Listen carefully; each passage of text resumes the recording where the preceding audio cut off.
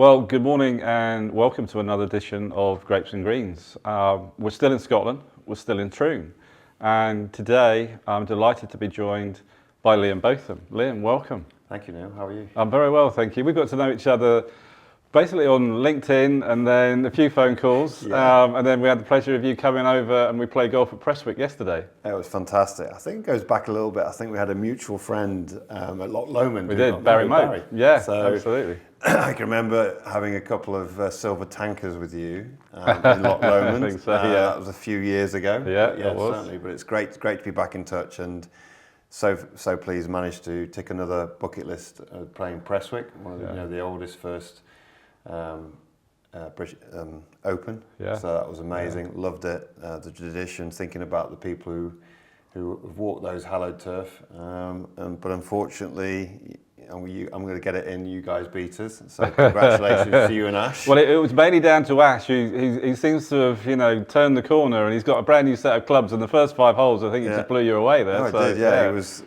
I mean, basically birdie, and he played some great golf, and then you both dovetailed very well. We got there. But it was and Graham was a great host, Graham Russell. And hopefully he'll be a future guest on our podcast as well. Yeah, Graham looked after us amazingly well, and looking forward to hosting you guys over in Ireland when you come over. Thank you very much. We always start, obviously, as you've heard, with some Gusbourne. Yeah. Today is a 2022 Brute Reserve. Fantastic. So I always say the USP is a vintage. They only do vintages. 22 was a good year. The Brute Reserve is the classic champagne method. So we've got Pinot Noir, Chardonnay, and Pinot Meunier. So let's see what you think of 2022. Cheers. Yeah, cheers.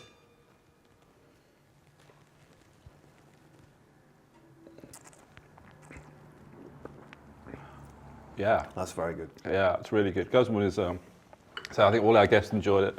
Philip he knew of it, but he tried it yesterday, and I think the rosé went down quite well, so that was good. Well, I know Gusbourne. They used to be involved with one of the charity events we used to do. So, and that's 10 years ago plus.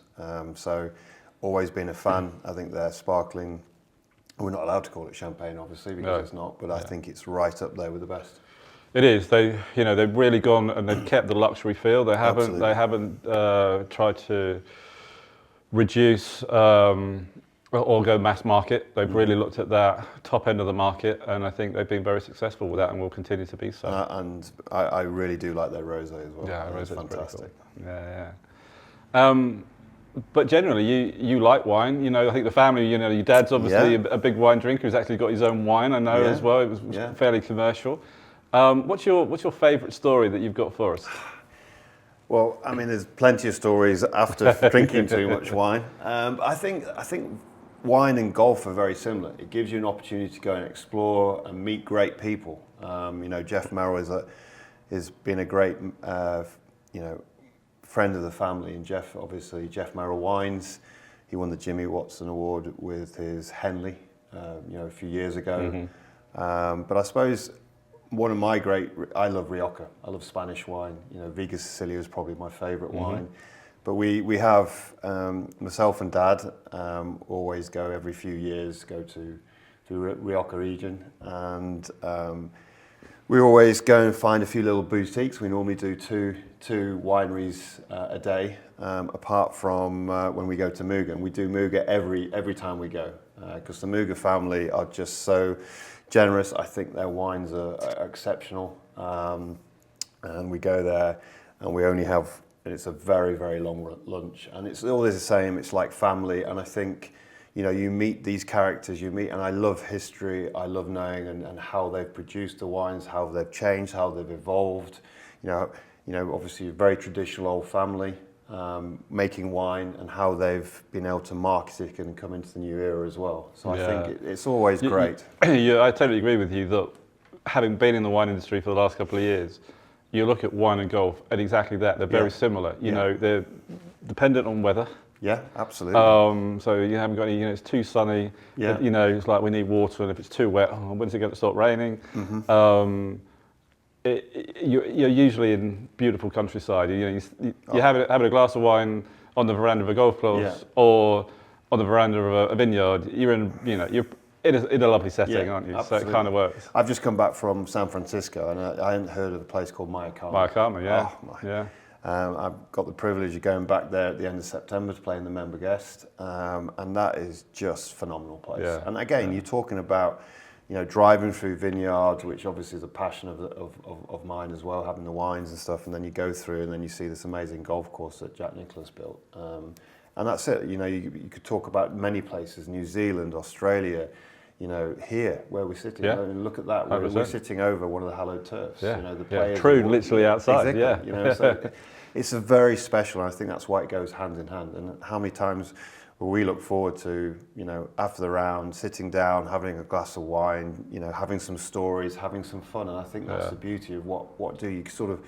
I think we're in a very strange world we're living at the moment with everything going on and phones and all this, and the sort of. It's almost like once you go through those gates or go through that clubhouse and you come off that 18th, you're sitting in an environment that actually just, you forget about that. And I think that's really important for us all. Yeah, 100%. And obviously we talked about the Dunhill, you playing a number of times, and your dad playing, and that's very much that, isn't it? It's kind of what Grapes and Greens is about as well, is taking that social side of wine and golf and bringing it together. Yeah. And certainly for us is talking to industry professionals about what they're doing and bringing to the market. But yeah, playing the Dunhill, I think Johan Rupert's vision was exactly that. It was like we wanted to get some really good business people together, some celebrities, along with the pros, and make it kind of a bit like the Pebble Beach Pro-Am, but on the hallowed grounds of St Andrews, Kingsbarns and Carnoustie. And afterwards, the party, for example, on the Saturday night with the fireworks is great for the community as well. It's fantastic. Well, it started as the Dunhill Cup. Dunhill Cup, that's right. And obviously it was the countries playing against each other. And during that, there was a small group. There was Dad, Steve Redgrave, and a few of the celebrities, Skulkberger, rugby players. And they used to go, Michael Douglas, and they'd go and play golf around it. Yeah. And it basically grew from there. And Johan said, well, why don't we make this into a big celebration of golf? And obviously links. What Johan has done for golf is fantastic, and try to bridge. And it is. Listen, I had the privilege of playing 13 years there, and it was some of the best times of my sporting career. To be, for us all. For a lot of business people and top sportsmen outside of golf, I think if you ask most of them, probably 90+% of them would come back and want to try it and become a golfer. Yeah, 100%. It is. It's the best game in the world. And I think having that opportunity, and it doesn't matter how many, you could have played in front of 100,000 people, whether you're a footballer, whether you're a rugby player, whatever it is, still getting up on that first tee at St Andrews, and it is the most nerve-wracking. So it puts you out of the comfort zone. Yeah. And I think that's really fantastic, and it is a fantastic, and he's done a great job. When I was at the Links Trust, the chairman, we had a couple of spaces, and the chairman was a really good player. And he's like, you've got the space this year, and he played with Sandy Lyle, and that year Sandy Lyle finished third, and he actually picked up his biggest check ever, and Duncan Laurie was like a two handicapper. He said, I have never been so nervous for anyone in my life. I just wanted to get out of his way. I just didn't want to be in the way at all. And it's that feeling, isn't it? It's out of your comfort zone, but it's great because you learn a lot about yourself. Yeah. 100%. I mean, it's a bit about life. You get put into situations that you're not sure, and it's how you come through that. But obviously you were a professional sportsman as well. Going to the Dunhill and playing with those type of people and then socialising afterwards, obviously you were thinking about your career off. Did you, some of those business conversations sort of enlighten what you were going to go on to? Yeah, absolutely. Look, I mean, it's always strange, and I think a lot, and it's one of the sort of policies I'm looking at helping. I went through difficult times because when you're in, especially with my legacy in respect of the sport family, I've been around sport dressing rooms all my life.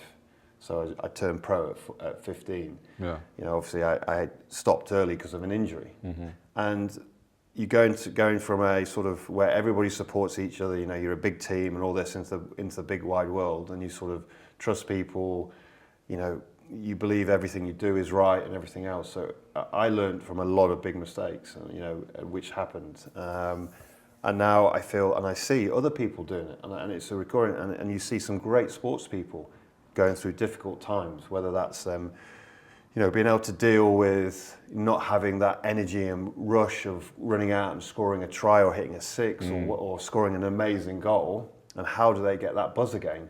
So you see people, whatever it is, and also financially, I lost everything. I'm building back up 8 years ago, and it's just, it's out there. So, and you can see a lot of other people who think, God, they must be doing really well. But I suppose then you can then rely on those contacts, and if you're lucky enough to be able to, if I knew what I know now back then and could have built on some of those relationships, I think, I'd have been in a stronger position. But it's that transition and learning.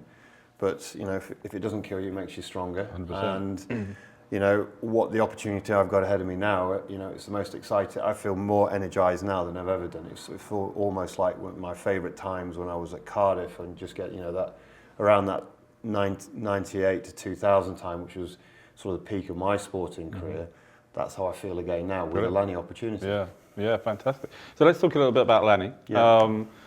We've had on the podcast some disruptors and some new people to the golf industry. Tell us how you first got to hear of Lani and what it is and where it's going, because I think it's really interesting. Yeah, so obviously my two boys are good little golfers, so we play in a lot of the kids' events, around the world. And there's good friends of ours, a guy called Shane Wilding, his two kids are right up there, if not the best, in the top 3 in the world at their ages.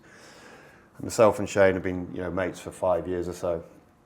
And he contacted me about a year ago and said, listen, mate, we've got this opportunity.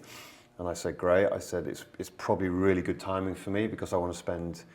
I want to travel a bit more, I want to take the kids away, do this, do that. And he said, I said, what is it? And he said, well, it's a solar-powered golf buggy. I said, well, how do you mean? And he says, well, it's basically powered by the sun. I said, does it work? Why has no one done this? So I started thinking, and I thought, what a great idea, something I hadn't thought of. And then, we started, and he came over to England, chatted to me and said, look, I'm going to introduce you now. If you're really keen, I'll introduce you to John. So I didn't know who John was, and he said, right, it's John Waters. And John founded Foresight Sports. So I thought, okay, well, that's a serious player then. What he did, and he founded Foresight Sports in 2009, and then sold it 3 years ago for a tidy sum.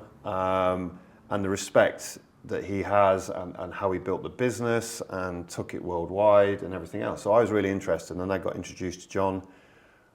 And after the first call I had with John, his enthusiasm, his energy, obviously his knowledge and insight, it was just a no-brainer for me. Then I was hooked. So we carried on talking, and then John decided, right, okay, we're going to, maybe a little bit too early, but I want to get it out there now. So we decided to launch at the Orlando show, PGA show. I heard you yesterday say that when they first got together, John was very much about, don't just make another buggy, make something that is going to really make a difference, rather than just another buggy. Well, what happened when John sold the business, Foresight? What he did, he had obviously his main distributors around the world. So Simon, who is the Chinese distributor, John went over and saw him and just said, thank you very much for everything you've done, and they got out for a nice dinner. And I think Simon basically said to John, he said, so what are you going to do now? He said, I'm not sure. I want to do something for the family or do a legacy project. And Simon said, well, look, that's the same as me. What can we do? How can we be a disruptor? What you've done, what you did with Foresight and what I've done in my electronic businesses. Because Simon at one stage was producing a third of the world's population phones, and he does all this sort of stuff. So he's two big people coming together. 100%. Yeah. But I suppose, and what John said is, okay, and Simon said, well, we could bring out a great buggy. And John said, well, what, just another buggy coming out? And he said, yeah. He said, no, that doesn't do anything for me. If we're going to do this, we've got to be different. I said, I'll tell you what, Simon. There's 7 million buggies plus out there, right? For over the years of 40 years. Is that right, 7 million? So we reckon it's around about 7 million buggies or utility buggies out there that are either being plugged in or still filled up with diesel or petrol. Yeah. He said that's criminal at this time of year, this time of age and everything going on. Yeah. He said, we play golf. We play normally, we want the sun out. He said there's got to be a way. With the technology and stuff now, then we should be able to use solar. So, and then if we can do that, then we're a proper disruptor because we're coming into the market. You know, imagine, you know, there's 250,000 buggies being, you know, made every year, but they're still, you know, being plugged in. We're using energy. Let's use a power from above. Yeah. And that's how Lani was. So Simon took this on board. They went their different ways, and 3 months later, Simon rang John up out the blue and said, "I've done it." And John goes, "Done what?" And he goes, "I've built the buggy." And not only built it, it's run on itself for a month now. And this was about 2 years ago. Right. John got on the plane, went straight back over, and they did the deal there. Why is it called Lani? Power from above is a Hawaiian name. So, okay. Yeah. Okay. So I think it's great. Yeah. So obviously power above, the sun coming down, powering, and that's how it came. So we launched in the show in PJ. That's the first time I'd seen the buggy. This year? This year. Okay. Yeah. Maybe maybe a bit early to launch, but John wanted to do it, so let's do it. So I went out there first time, spent some time with John and the family. Just loved the atmosphere, very similar to how our family works, very tight. Banter, you know, you've got to be able to bit thick skins, you know, but lovely, and I love the energy and passion, and I you know, John, it just comes out of him in respect of his work ethic. He loves sales, and I just thought, right, this is great, and we got a product that's great. So drove it. It's good at driving buggies as there is on the market. You know, you can have the extras, you can do all this sort of stuff. You were talking some at breakfast. He was telling me some of the extras that you can have. Like it's kind of like a car, isn't it? Yeah, I mean, it is a car basically. It's self-diagnostic, so you put your computer. So it's like putting plug your car in. It tells you if there's any issues or, you know, if anything needs to be done. You can have massage seats, you can have air fans, you can have all this sort of stuff because they only give you music. Yeah. Because at the end of the day, the world is evolving. Yeah. There's a younger generation coming into golf, yeah. right? And, you know, we were talking about this on the golf course. Yeah. We were talking, you know, my kids that, you know, when we're playing, they said, "Dad, what was your handicap at our age?" I said, "Dad, I didn't have a handicap at 8 and 10. You know, it just wasn't. The world's evolved. Yeah. And I think where John and Simon were very clever, they've seen a market that hasn't really evolved. I don't think the golf cart, the utility buggy has. It's sat in its own ways. Yeah. So I think they've been really clever in what they've done. I drove I'm excited to see it. I haven't seen it yet. So we're going to go to Turbo. It's going to be here, this morning. We're going to show a few people it. Yeah. And we'll see. It'll be great because it is cloudy. It is, but at the moment, the buggy we had in Scotland has done sort of 180 kilometres now, so it hasn't been charged. Right. Wow. My buggy, which has been going around Spain and Portugal to all the different courses, is over 750 kilometres, never been charged. So if you start putting that together, having what we think is the best driving buggy, a good-looking buggy, and with all the mod gadgets, and then you're not having to plug it in. Right. And also on the top of that, we stripped it down and made sure not only are we sustainable with the power, so we're not having to plug it in. We've also made sure that it's the best driving buggy for the turf as well, for the sustainability of turf. And on average, we're about 80% better than any other driving. So we have an anti-skid. So basically, you're not skidding. So when you put that on, your greenkeepers are your best friends as well. Because obviously turf is the thing. So if you're minimizing water, seed and fertilizer, you're doing something right. And obviously utility vehicles are a big part of what you need to do as well, because Absolutely. If you're looking at the whole fleet, the majority of smaller golf clubs, the majority are with the course managers, aren't they? Yeah, absolutely. Yeah. I mean, and also we're not concentrating on the golf industry as a whole as well. And that's going to be, I think, will be a small part of because I think it's going to be the private. If you think now, where the jurisdictions, where golf courses or where people are, there's a lot of gated communities, there's a lot of properties, and we have road legals as well. So you can drive on the road. So for me, it's your construction companies who are building lots of units, or your golf courses that are also selling properties. For me, if I'm driving onto a golf course or golf facility and it's got properties and stuff, wouldn't it be great? You drive your car, you leave it, you pick your buggy up, and your buggy's there for your rest of the time. You can travel up and down to restaurants, you can go on the golf course. This is the way it has to go. And then you're just using the power from the sun to do it. And it's crazy. We also highlighted, I remember in Dubai, when I was there, at the Emirates, the buggy store burnt down because obviously everything's plugged in, and you're at risk of that spark happening, and Absolutely. it's devastation. There was a case in Marbella like a couple of months ago. Whole place burnt down, clubhouse, everything from one of the Buggies batteries. Yeah. So from us, it's perfect. 'Cause we want our buggies outside anyway. Yeah. Because as soon as that sun comes up or gets up, you're getting charged on the buggy. So we're also taking that off. Also, how much time is spent by people, man hours at golf courses, taking the buggy from the course to the charging unit, getting it washed, charging it, and then bring it back out. We're stopping that. So what can that space also be utilised for? Yeah. I'm not saying, in the sunbelt areas like Spain, Portugal, it's pretty much going to be 100%. Okay, if you have 4 or 5 days of really poor weather, but how many people are going to be golfing in that sort of weather in those sort of areas? Yeah. You might have to plug it in. Our buggy, we've worked out that we think we will be minimum 60% saving, even in Northern Europe. So you are going to have to plug it in, but again, it's not going to be as much area as you would have needed. So you can start utilising and finding better ways of financing or making money from that area, because obviously if you've got a space is precious for a lot of golf clubs because they don't have it. So they can start utilising that to make different revenues streams. We have a lot of GMs and course managers listening. Yeah. Some of the, look at Presswick yesterday. Yeah. They had like probably 4 or 5 buggies, because the majority have caddies. But you're still looking at that market as well, aren't you? So I'm looking at every market. Yeah. I mean, golf courses, if they've got 2 or 3, or they only have medical exemptions. Yes. Yeah. But again, guys, we have a duty to do in this world we're living in. I mean, look, we're sitting in this conservatory, that sun's come out, and I just smile every time the sun comes out because I'm thinking charge. But we have also a duty. We shouldn't be having to plug in.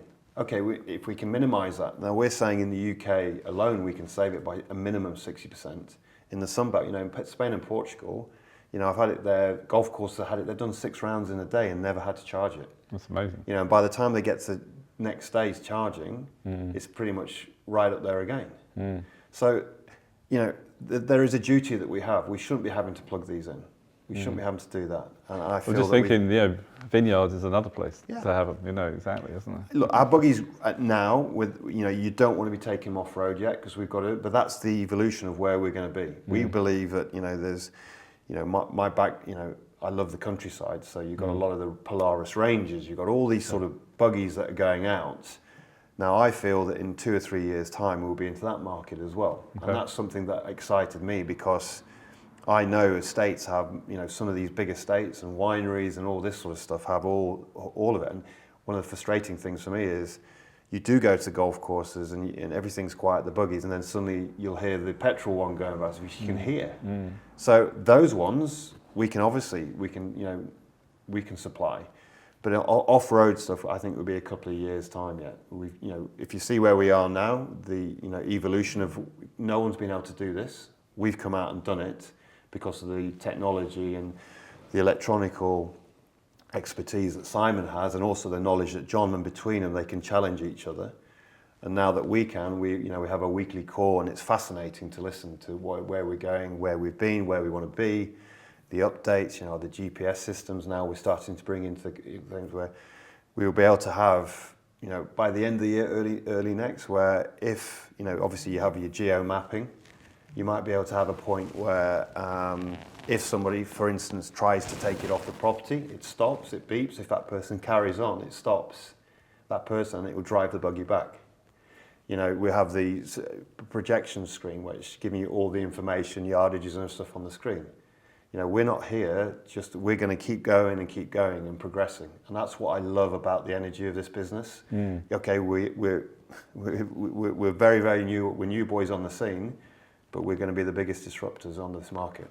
Yeah, and I think, golf is always slow to react as well. It's always a bit cautious, and especially as you quite highlighted, there's, Easy Go and Club Car have been the two for a number of years, and everybody's like, well, I've got mine. Yeah. And I bet the number of times I bet you've heard is like, well, we're contracted. I've got a great relationship with these guys. And look, relationship is everything. And fair play to Club Car, Easy Go, Yamaha.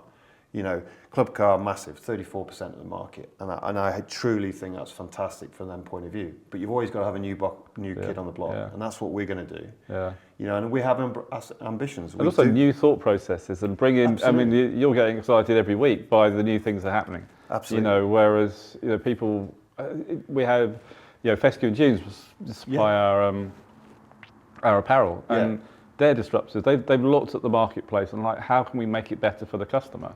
You know, if you're an American, do you really want to stuff everything into your travel bag? Yeah. No, why don't you get it shipped to your home when you're back? Yeah. And you can really, again, enjoy all those memories. It's, you know, we were talking on the golf course yesterday that since the pandemic, new blood has come into golf, a new thought process. Look at the fashion industry and what they're bringing.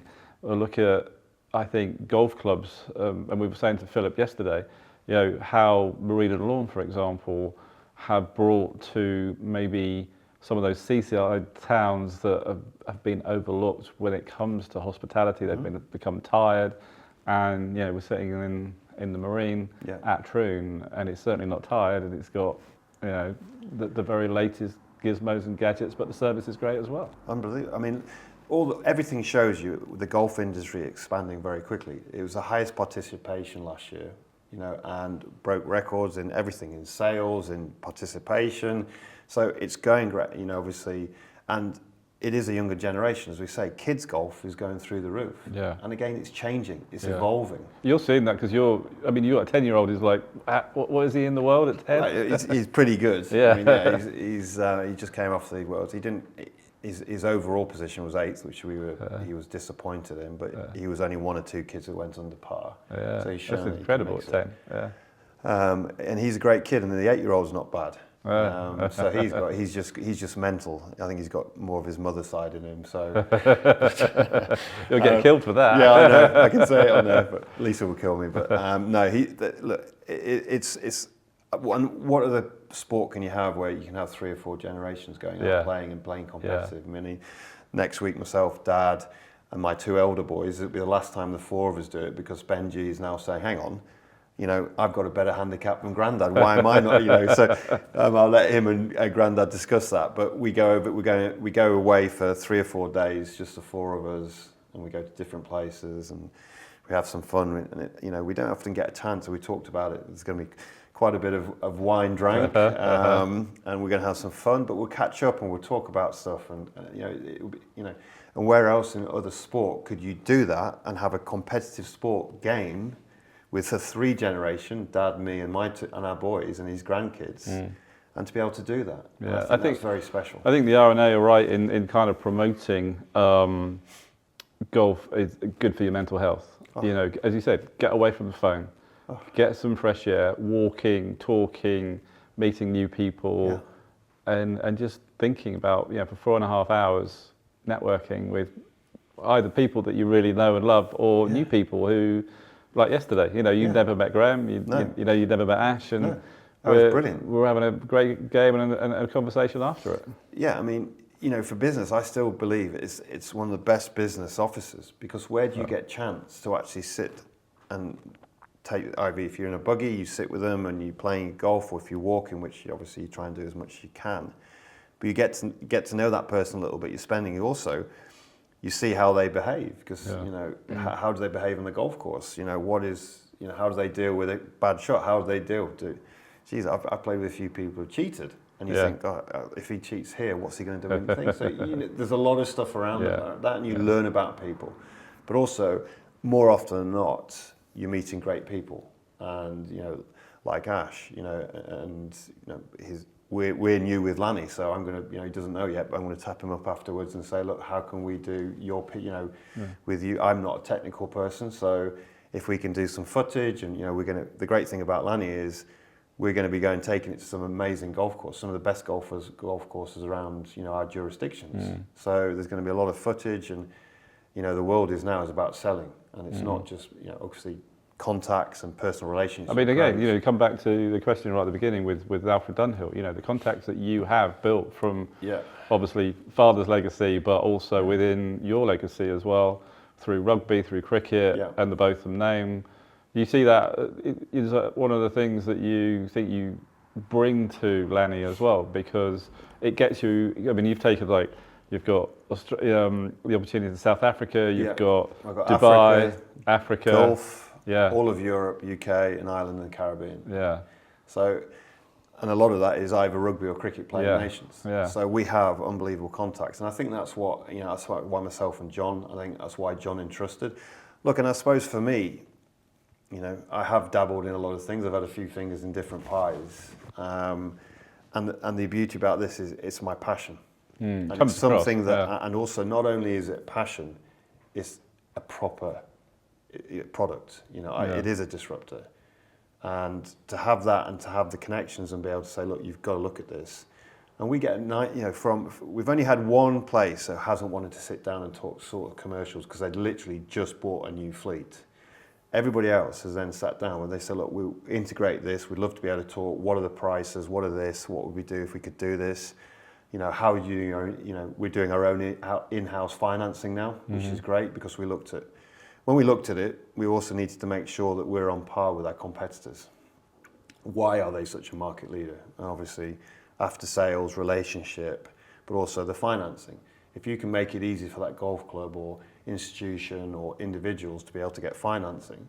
So we looked at that and now we're bringing our own in-house financing to it all. So it's really important. So we've basically taken all those models and be able to say, right, this is the best way of doing it. This is what we can do. So it makes it, when you take it and you then opt to sit down with them, you can do all these options, then it's pretty compelling. And we're getting an unbelievable uptake of, demo.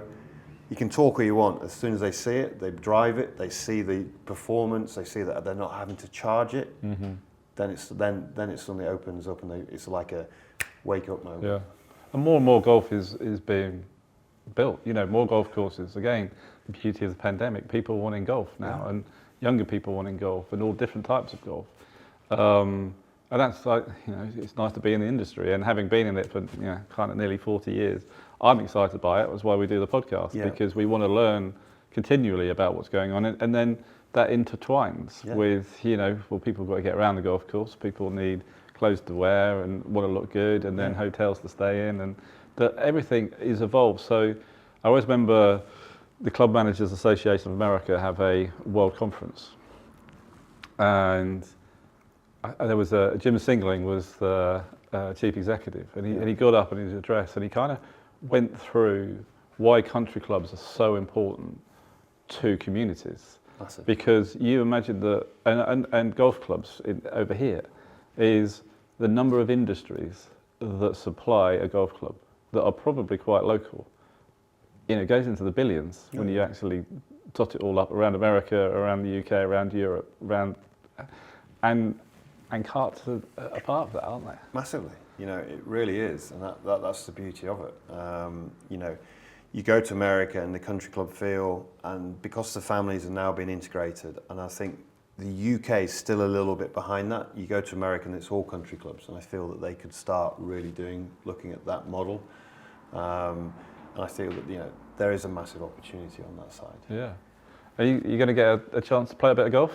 Absolutely. Well, when I'm not on the bag for my two little ones, as I say, going over to play a bit of golf with Dad and Jimbo and Nethin in North Wales next week, but we will. Yeah, I mean, I always take the clubs with me, and it's a good way to test the Lani out, isn't Absolutely. it? Really, as well. Just show it while you can, and that's the beauty, is show people. Yeah, take it. Taking it to new golf courses and saying, do it and spend some time with them, show the buggy off, and again, you meet amazing people. Yeah, yeah. We always kind of finish with a couple of questions. Got him. If you won the golf lottery, you won as much money as in the world, but you could only spend it on golf, what would you spend it on?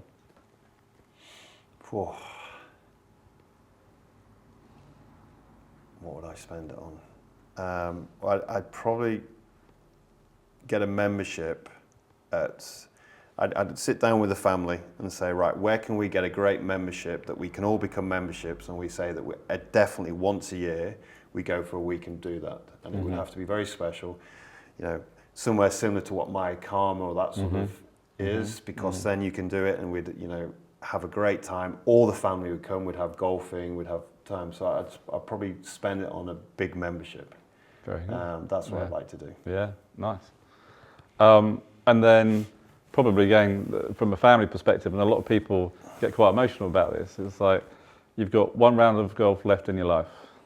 Where would you play, and with whom, and why? Well, I mean, it's like the old dinner table story, isn't it? Who do you want? I can't go away from my family. You know, I love the time and having the generation. So it would be having the family, dad. But the problem I've got is I've got 4 boys, so there's 6 of us. So, geez, that would be a tough one. You could play a 6-ball. Yeah, and it's funny because a lot of people have very different answers to that. So the one I particularly liked was Neil Hampton's, because he said it would be my father who had passed. Yeah. Because he said he was my inspiration. He said I just thought he was a wonderful man. Didn't get to spend a lot of time with him, but he was a greenkeeper and the golf professional at the same time. He said I'd have Seve Ballesteros because he was my idol and I really respected him and all this kind of stuff. And then he said I'd have my wife because I actually quite like her. Wow. Lisa's been saying she's wanting to get going with golf, and I'm sort of, do I? Yeah. Look, I suppose not being big-headed or anything, I've had the privilege to play with some of the best golfers in the world. We were saying yesterday, Rory. Ernie, you've played a lot with Ernie. Yeah. I learned golf with Woodsy on the beach at Jersey. Played in a lot of pro-ams. I've been really privileged, and it is amazing playing with those guys because of the, I mean, I've always said there's a couple of golf shots I saw Rory play which just blew my mind, so he can do that. But again, I go back to time, I have great times with Dad and the boys, so it would be a 6-ball with my family. But where? Where? Good point. Again, I've really been lucky, I played Augusta, I played a lot of these places. Where would I play it? The boys haven't played St Andrews, so I think we would go to St Andrews simply because of the history, the tradition. I try and like to play it if it was close to having a tournament. If I could have it, if I could have my sons all playing in the Dunhill. But it would as a team, it would be St Andrews, just because I know that Regan and obviously the 2 younger ones and Jimbo haven't played there. Myself and Dad have. Right. I'd like them to experience playing on that hallowed turf. Yeah, fantastic, Liam. It's been great to get to know you over the last couple of days. Play a bit of golf with you. Managed to, thanks to Ash more than me, take the money yesterday. Yeah, I'm trying to forget that one. We really enjoy seeing how Lani grows. We're Thank you. Big supporters of that. I think we're always looking at ways to help newcomers, and I think it's something that is of real interest. And I know that a lot of our listeners, as I said, they're general managers, they're investors. They'll be listening to this thinking we're going to have a look. They've got to look at it. Let's be honest. We shouldn't be plugging anything in. If we can, even if you're saving 60+%, even in these sort of areas, the UK. Why are we not looking at it? We shouldn't be plugging in. So that's all I'll say. It's been a pleasure. I've loved every minute of it. Neil, it seems so long ago since we were having those tankers in Loch Lomond and how things evolve, right? And I love what you're doing. Thank you very much. You're looking at a different way of podcasts. You're not going to sort of the end user. You're going inside. You're going to the people that actually can change things and make things better. And fair play to you. Loved meeting Ash, although he played a little bit too well yesterday, and I'm looking forward to a rematch. But it's been a real pleasure, and thank you very much for having me. Pleasure. Cheers. Cheers, mate. Enjoy the gospel. Cheers. Very good.